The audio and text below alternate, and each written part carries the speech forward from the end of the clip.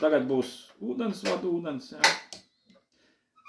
Mēs uzreiz redzam, kurš ir ūdensvada un kurš jau trešais piegājiens jau sniegūdens. Nu, redzams, ūdens ir daudz tīrāks nekā no urbumu ņemtais, piemēram.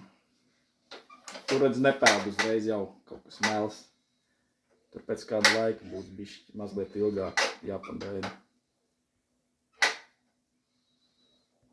Bet arī var redzēt starpību jau.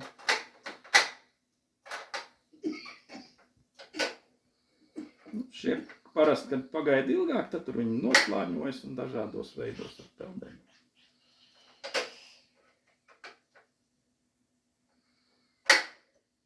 Modernajos dažādos elektrolīzes aparātos tas pats process notiek, tikai tur ir, piemēram, membrāns, kas atdala abus divus šos ūdeņus, dzīvais un mirušais.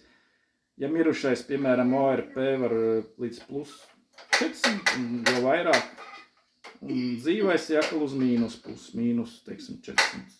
Un tieši, ja no urbuma ņemam mums, ja kas ir diezgan liels tas mīnus, bet, nu, viņš jākal ir netīrs diezgan.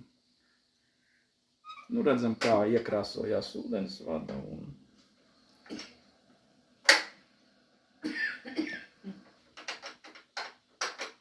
nu, jau sāk vārīties, viss.